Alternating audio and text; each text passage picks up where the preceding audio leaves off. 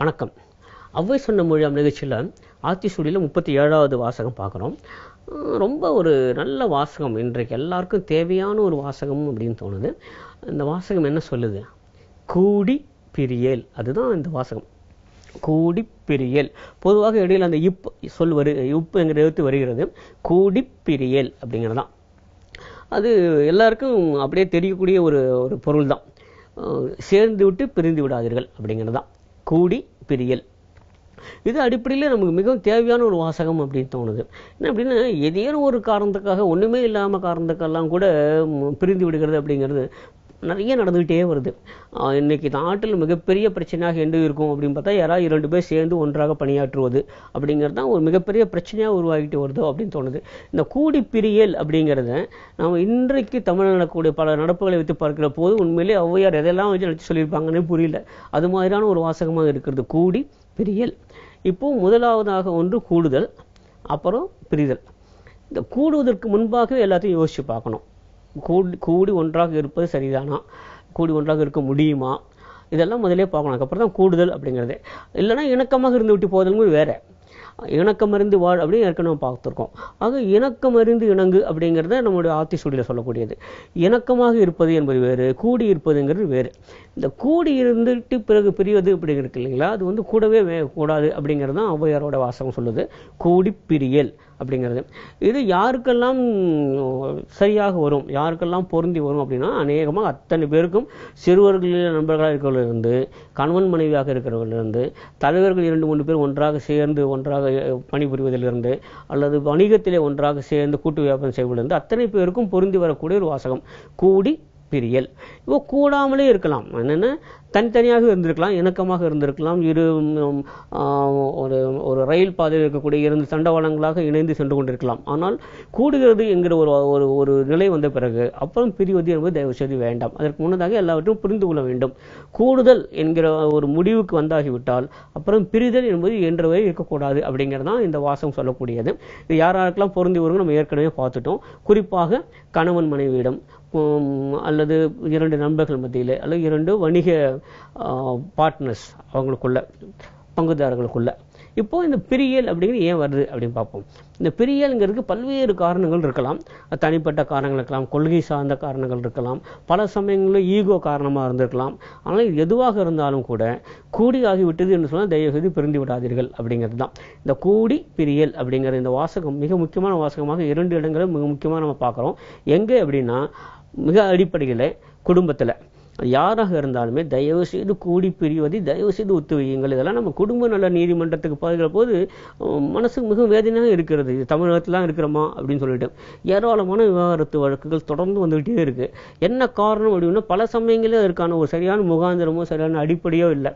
ஏதேனும் ஒரு ஈகோ அல்லது ஏதேனும் ஒரு தேவை, அவ்வளோதான். இதற்காக அவர்கள் பிரிந்து போகிறாங்க அப்படின்னா தேவையில்லை. கூடி இருப்பது நல்லது, பிரிய வேண்டாம் அப்படிங்கிறது. 2வது வருகிற போது வணிகம் சார்ந்த, அரசியல் சார்ந்த விஷயங்கள். தயவுசெய்து நீங்கள் இணைந்துதானே இருந்தீர்கள், இப்போ ஏன் பிரிகிறீர்கள் அப்படின்னு கேள்வி கேட்டால் பல பேருக்கு பதிலே சொல்ல முடியல. எதுவும் ஒரு காரணம் சொல்லிவிட்டு பிரிந்து கொள்கிறார்கள். அதற்கெல்லாம் பின்னால ஒரு மறைமுக நோக்கம் எதுவாக இருந்தாலுமே கூட பிரிவது என்பது சரியான விஷயம் இல்லை. அதனால தான் திரும்ப திரும்ப சொல்றாங்க கூடி பிரியல் அப்படின்னு சொல்லிட்டு. அது என்ன காரணம் அப்படின்னா, இது ஒரு மனக்கசப்பை ஏற்படுத்தி விடுங்கிறது மட்டுமே இல்லை. இதனால் 2 பேருக்குமே இழப்புங்கிறத தயவுசெய்து புரிஞ்சுக்கணும். 2 பேர் பிரிகிறார்கள் என்று சொன்னால் 2 பேருக்குமே அது இழப்பு தான். ஆங்கிலத்தில் இப்போ புதிதாக ஒரு சொற்றொடர், ஒரு சொல் வந்திருக்கிறது, சினர்ஜி என்ற ஒரு சொல். இந்த சினர்ஜி என்கிற சொல் என்ன சொல்லுகிறது அப்படின்னா, 2 சேர்ந்தால் 4ஆக இருக்க வேண்டும் அவசியம் இல்லை, 5ஆகவும் இருக்கலாம் அப்படிங்கிறது இந்த சினர்ஜி என்கிற சொல்லுது. அது என்ன சொல்லுன்னா, ஒருவருக்கு ஒரு திறமை இருக்கிறது, இவருக்கு இன்னொரு திறமை இருக்கிறது, 2 சேர்கிற போது இந்த 2 திறமையும் சேர்ந்து கூடுதலாக ஏதேனும் ஒரு பயன் தருவதாக இருக்கும். அதனால 2 சேர்ந்து 5ஆகவும் இருக்கலாம் அப்படிங்கிறது அந்த சினர்ஜி என்கிற தத்துவம். இந்த சினர்ஜி என்கிற தத்துவத்தினுடைய ஆணிவேர் எங்க வருது அப்படின்னா, கூடி பிரியல்ங்கிற இந்த வாசகத்திலிருந்து வருது. இந்த கூடி பிரியல்ங்கிற வாசகம் என்ன சொல்லுது அப்படின்னா, எப்போது சேர்ந்து இருந்து விட்டீர்களோ தயவுசெய்து பிரிந்து விட வேண்டாம். அதன் மூலம் வரக்கூடிய இழப்பு மிக அதிகம். 2 பேர் பிரிகிற போது அந்த இழப்பு 1/2 அப்படிதான் இருக்கணும் இல்லையா, சரிசமமாக தான் பிரியணும். அப்படி இருக்காது, அந்த இழப்பு இதோட அதிகமாக இருக்கும். 2 பேருக்குமான இழப்பு சேர்த்து பார்க்கிற போது மிக அதிகமாக இருக்கும். வேண்டாம். சேர்ந்து இருக்கிற போது இருக்கக்கூடிய பல்வேறு சௌகரியங்கள், சாதகங்கள் அப்போது இருக்க போறதில்லை, அந்த ஆதாயங்கள் இப்போ இருக்க போறதில்லை. அதனால தயவுசெய்து பிரிய வேண்டாம் அப்படிங்கிறது தான். சிறுவர்களுக்கு இதுதான் சொல்றாங்க. கூடி பிரியல் அப்படிங்கிறது ஏன்னா ஆத்திசூடி சிறுவர்களுக்கானது.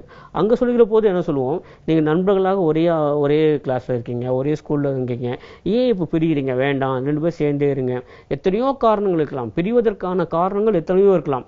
ஆனால் பிரியாமல் ஒன்றாக இருப்பதற்கான ஒரே ஒரு காரணம் தான் இருக்கிறது. என்ன அப்படின்னா, நாம் வெறும் இணக்கமாக இருப்பதனால இருவருக்குமே நன்மை அப்படிங்கிறத புரிஞ்சுக்கணும். இந்த கூடி பிரியல் அப்படிங்கிற இந்த வாசகம் மீண்டும் மீண்டும் மீண்டும் பல இடங்கள் நம்ம பார்க்க போகிறோம் தொடர்ந்து ஆத்திசூடியில். ஆனால் இந்த இடத்துல நம்ம குறிப்பாக என்ன சொல்ல வரோம் அப்படின்னா, தயவு செய்து கூடுவதற்கு முன்பாகவே யோசித்துக் கொள்ளுங்கள், தீர்மானித்துக் கொள்ளுங்கள். நாம் நண்பர்களாக கூடியிருக்க போகிறோமா, கணவன் மனைவியாக கூடியிருக்க போகிறோமா, வணிக பங்குதாரர்களாக கூடியிருக்க போகிறோமா அப்படின்னா ஏற்கனவே முடிவு பண்ணுங்க. அது முடிவு பண்ணியாச்சு அப்படின்னா கூடுதல் என்கிற ஒன்று வந்த பிறகு அப்புறம் பிரிதல் என்பது எந்த காரணத்திலும் ஏற்றுக்கொள்ள முடியாத ஒன்றாக இருக்கிறது. அதுதான் ஔவையார் மீண்டும் சொல்றாங்க. அப்கோர்ஸ் பின்னால் வேற இடத்துல சொல்றாங்க, தோற்பன தொடரேல் அப்படிங்கிறதெல்லாம் வேறு ஒரு கான்டெக்ஸ்ட சொல்றாங்க. ஆனால் இந்த கூடி பிரியாளுங்கிற இந்த ஒரு வாசகத்தில் அவங்க சொல்றது என்ன அப்படின்னா, கூடுதல் அப்படிங்கிறது மிக நல்ல விஷயம், ரொம்ப ஆரோக்கியமான ஒரு விஷயம். 2 பேர் கூடியிருப்பது, 4 பேர் கூடியிருப்பது அப்படிங்கலாம் நல்ல விஷயம்.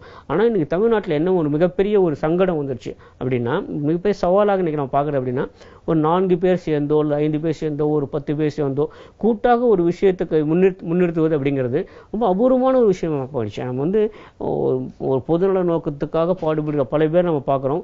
ஒன்றாக கூடி சேர்ந்து தான் போராடுகிறார்கள், ஒன்றாக கூடி சேர்ந்து தான் பணியாற்றுகிறார்கள். ஆனால் ஏதேனும் ஒரு கட்டம் வருகிற போது ஒவ்வொருத்தரும் சண்டை போட்டு பிரிஞ்சு போகிறத நம்ம பார்த்துக்கிட்டே இருக்கோம்.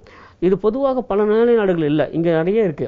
அது ஏன் இருக்கு அப்படின்னா, ஒவ்வொருடைய தனிப்பட்ட அஜெண்டா ஒன்று இருக்கு. அந்த தனிப்பட்ட ஒரு பர்சனல் அஜெண்டா அதை மேலே கொண்டு நிறுத்தினாலும் இது பிரிய வேண்டிய ஒரு கட்டாயம் வருகிறது.